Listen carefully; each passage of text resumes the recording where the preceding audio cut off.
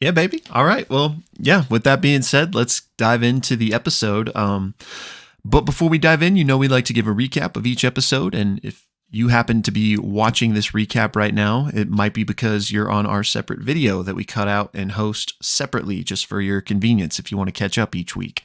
So if you find yourself on just that recap video and you want to hear the full podcast of us discussing the episode, that will be linked down in the description box as well. And with that being said, let's get into this thing. So, episode 46 of Campaign 3, Night at Ligament Manor.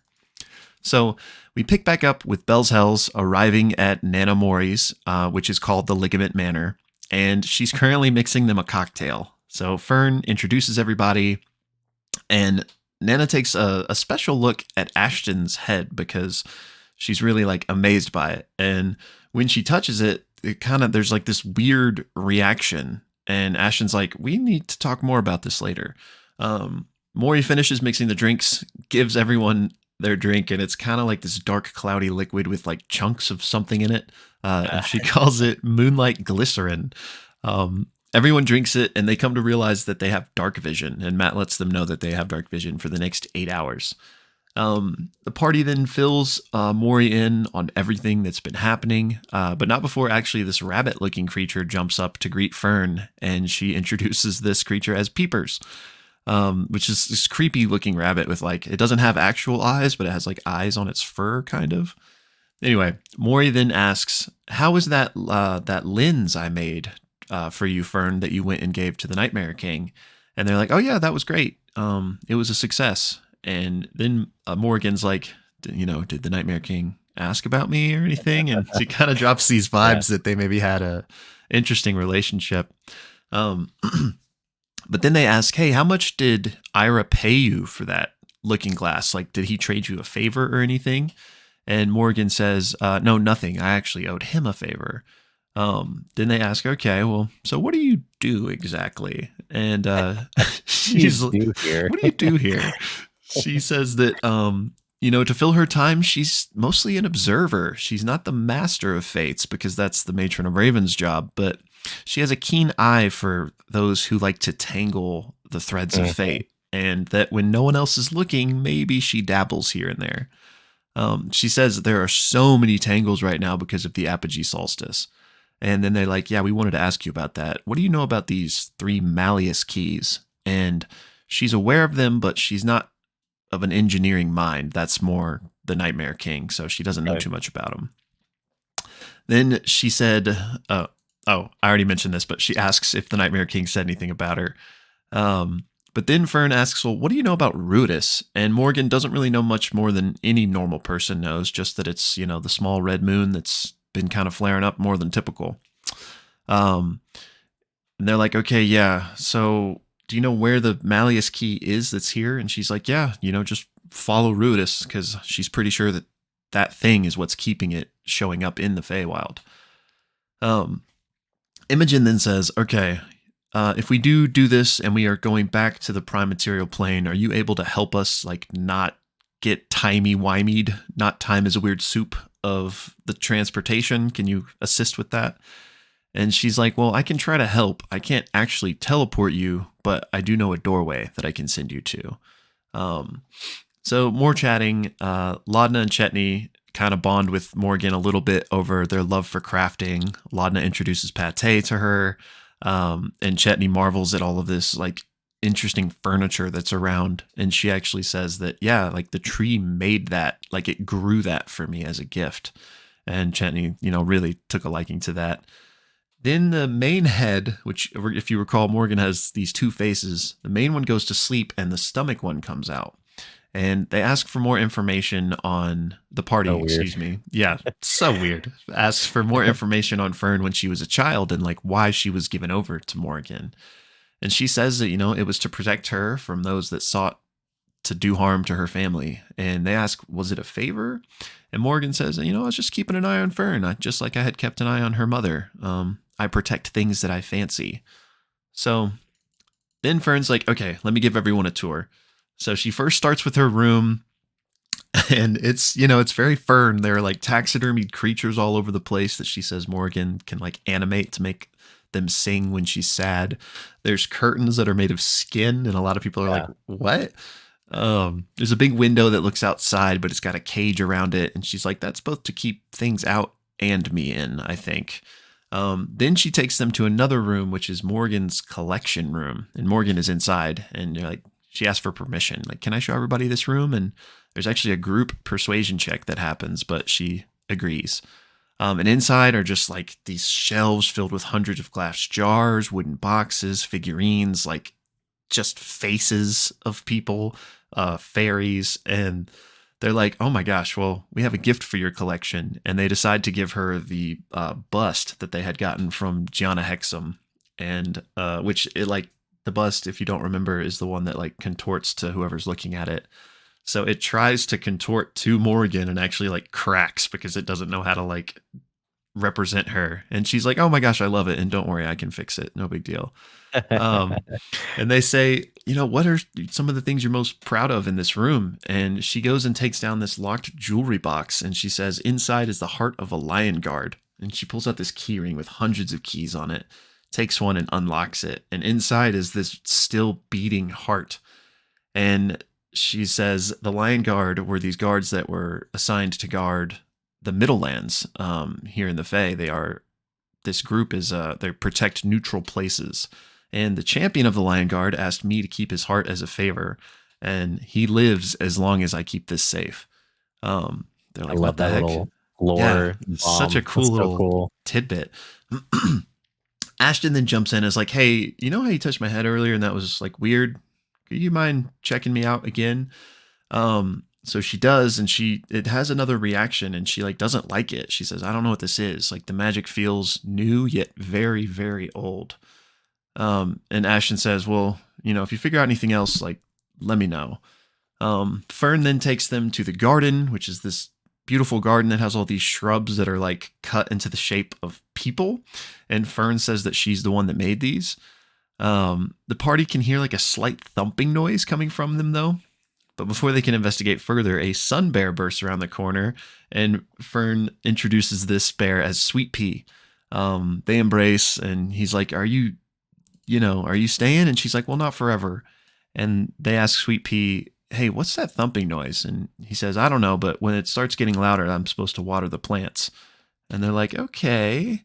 Then Fern takes them to what's called the Vardo, which is this kind of like small abode within the garden. And they go inside and it's much larger inside than it appeared outside. And this is basically where they are going to be staying. There's like several beds in here. So the party kind of regroups and kind of catches each other up on all the latest that they hadn't had a chance to yet. Imogen tells everybody what she learned from Professor Sumal and about the Rylora that she learned about. She also explains that in the study, what they would do with her mom was play like some of her favorite music or have some of her favorite things around her when she went to sleep in order to like make her more calm, in order to help her facilitate like this dream experiment they were doing. So they're like, maybe we could do this for you. And they once again suggest like, let's send Laudna into the dream with you since she, you know, is so comforting to you. And Laudna also brings up, and what about these flowers that you used to love, like that grew where you grew up? So Orm starts like druid crafting the flowers to try to emulate them. Imogen and Fern then tell everybody about the Ludinus encounter, a little bit more about it. Fern says that he's not Ruidusborn and could sense that he was jealous that they were. And then Imogen's like, but you know, what if he kind of had some good points about the gods? Like, why are, you know, maybe they should be kind of taken down a peg.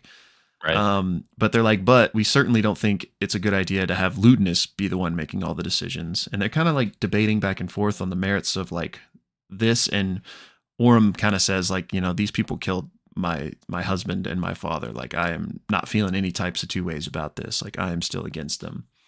And they're like, oh yeah, good point. That's fair. Yeah. So then basically they get ready to go to sleep for the night, and they are going to, FCG rather, is going to cast his Dream Link spell to send not only Imogen, but also himself and Laudna into the dream. And that's where we go to break for the first half. Yeah. So coming back from the break, we get this awesome dream sequence of Laudna not Laudna, Imogen stepping into her Ruidus-esque dream with FCG and Laudna incorporated as these floating beads, floating spheres. Very cool. And there is this dark, stretching forest in front of her, very similar to the Feywild. In fact, they talked about prior to the dream, will dreaming in the Feywild be different? And it seems like it is. Looking behind her to see like the door she stepped into, she sees the moon of Ruidus hanging above her, basically. She decides basically to dig in further, and sure enough, finds herself almost like passing through time and space into this red, ruddy landscape, almost like this deserty, barren place, where she sees at first what she thinks is the city on Ruidus, and then comes to realize it is a ruin. In fact, it's not just any ruin. It seems to be implied that it is the ruin in Marquette where one of the Malleus keys is being built. She comes across a woman with lavender hair who she identifies as her mother, Liliana.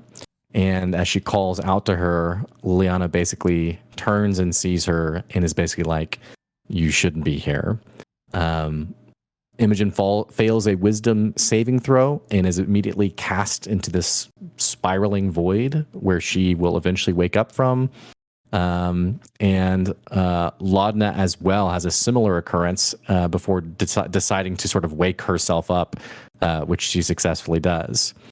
The party wakes up from the dream and they're kind of like, okay, that was a bit wild.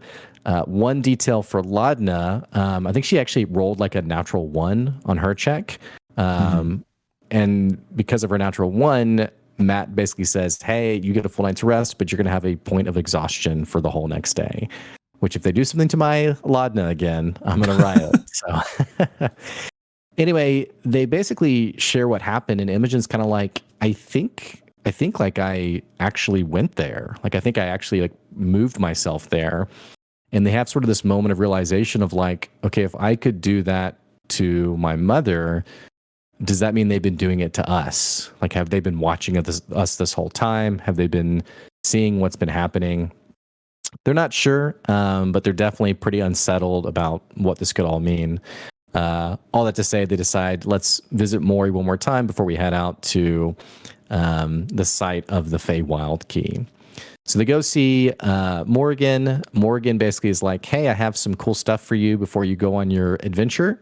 The first thing that she gives to them is I think it was called like the Harrowfell Veils or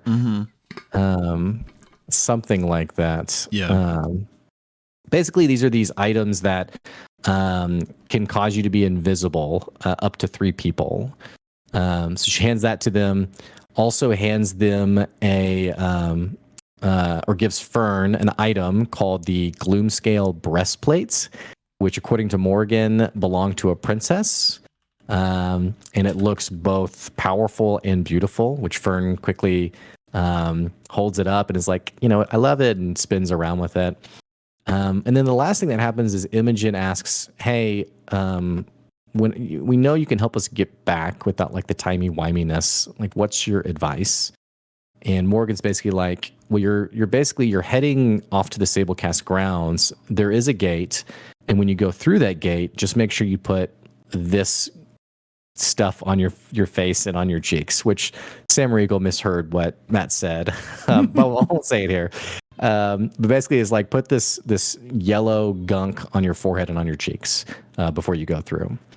And then from there is basically like, hey, good luck. And don't forget that the Unseelie are extremely cruel. They're unrelenting. Just be very careful, basically. So the party heads out, and on their way out, they run into Dr. Nesbit, which I would envision as kind of like this gentleman bird person.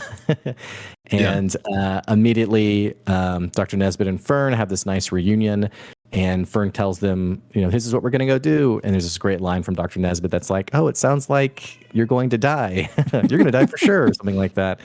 Which is the second comment like that we've gotten on this journey, by the way. the other one coming from Planesrider Ren. So anyway, they head basically into the forest on the way to the Sablecast grounds.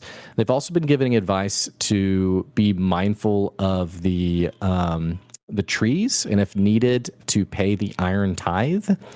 But eventually, as they're passing through on their way to the Sablecast grounds, they get themselves into an encounter where a band of centaurs working for the Unseelie Court on like a contract basis, they basically come across FCG, and there's this great moment where almost like people patrolling the area and keeping outsiders away. They have this moment with FCG where FCG says like, "We come in peace" or something like that. And there's like, there's more of them. Yeah. Which is such a great, nice little one line. Yeah. Anyway, the party had terrible stealth checks, and so they immediately get into combat. The centaurs, again, we typically just go through combat very quickly, but the centaurs do this cool moment of realizing that as they're talking to one another, they're like, well, we're not gonna be able to carry all of them back as our prisoners, so like, let's animate this massive tree. But other than that, they basically blow up one of the centaurs, as well as knocking out the rest of them. And they have this nice little moment of, you can call it mercy, or maybe the party's just too nice, where they basically let them keep their food on like the unconscious bodies, but they break all of their arrows except for one, so that they'll still, have something to defend themselves. But all that to say, the party then continues on towards the Malleus Key, and that is where our episode ends. Boom. So yeah, that's episode 46, campaign 3, Night at Ligament Manor. Once again, if you're on that recap video and you want to watch our full discussion, the link will be down in the description box below. But Blake, what'd you think, man?